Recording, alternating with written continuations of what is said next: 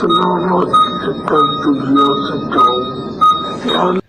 वालेकुम मेरे भाइयों, अभी आपने एक वीडियो देखी जिसके अंदर इलियास सत्तारी कादरी साहब हॉस्पिटल में एडमिट है और उनके ऑक्सीजन मास्क लगा हुआ है। ये वीडियो बहुत पहले की है। अब आप समझें कि जब ये लोग खुद बीमार होते हैं तो ये कहाँ पे जाते हैं? हॉस्पिटल में अपना इलाज कराने। और जब कोई और बीमार होता है, इनका कोई मुरीद बीमार होता है, तो उसे लगता है कि ये उन्हें शिफा दे देंगे। फिर वो इनके पास ताबीज लेने आता है, इनके पास पानी पड़वाने आता है। और जब ये खुद बीमार होते हैं तो बड़े बड़े हॉस्पिटल में अपना ट्रीटमेंट करवाने जाते हैं। और जब इलियास सत्तारी कादरी साहब दुनिया से रुखसत हो जाएंगे और ये मनो मिट्टी के नीचे दबा दिए जाएंगे, तब लोगों को लगेगा कि ये मेरे मुश्किल कुशा हैं और ये मेरी मुश्किलों को हल कर सकते हैं। जो इंसान आज बीमार होकर हॉस्पिटल में एडमिट हो रहा है, वो मरने के बाद आपका मुश्किल कुशा किस तरह से हो सकता है? मेरे भाइयों, थोड़ी अपनी अकल लगाएं। बहरहाल आज ये टॉपिक नहीं था कि इलियास सत्तारी कादरी साहब बीमार थे या नहीं।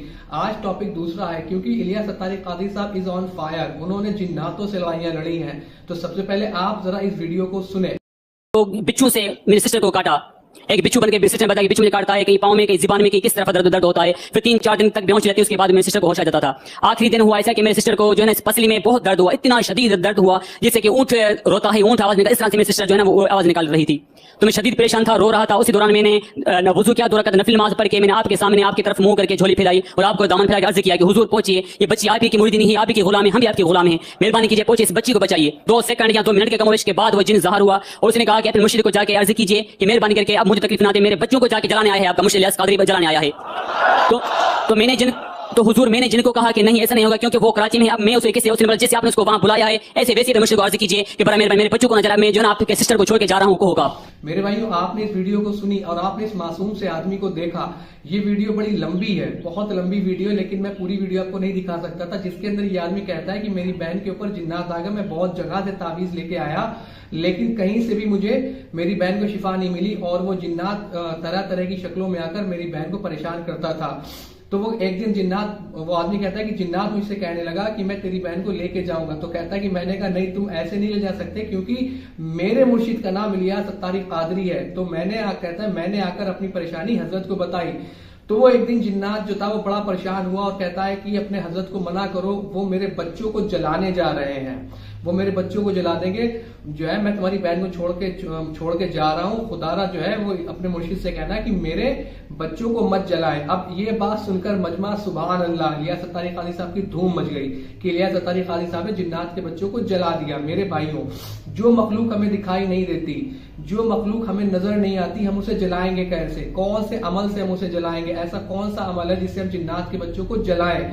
आप समझे मेरे भाइयों। अब बेशक जिन्नात हमारे साथ रहते, हमारे दरमियान रहते, लेकिन वो हमें दिखाई नहीं देते। जो मखलूक दिखाई नहीं दे रही है उसे हम जला नहीं सकते। और यहाँ ये मसला यहीं तक नहीं रुका, ये मसला और आगे गया। इलियास सत्तारी कादरी साहब ने जिन्नात से फोन पर भी बात की हुई है। जरा आप इस वीडियो को मुलाजा फरमाएं। तो ये कोरंगी में रजा मस्जिद में कुछ जिन्होंने परेशान कर रखा था इस्लामी भाइयों को, मोतकिफिन को। तो अब इस पर यह कि इस्लामी भाइयों ने तरकीब बनाई और फोन पर तो किसी पर जिन आया हुआ था, उसको 2 जिन आए हुए थे, 2 पर। तो वो फोन पर बात करवाई मेरी, तो वो बड़ा अजीब गरीब वो आवाजें निकाल रहा था। उस वक्त तो अपना मदनी चैनल तो था नहीं, ना कोई वो सिस्टम ऐसा था जो उसकी आवाज रिकॉर्ड की जा सकती। बहुत साल हुए इसको। वो बहुत ही भद्दी करके वो इस तरह की बातें कर रहे थे अंदाज में।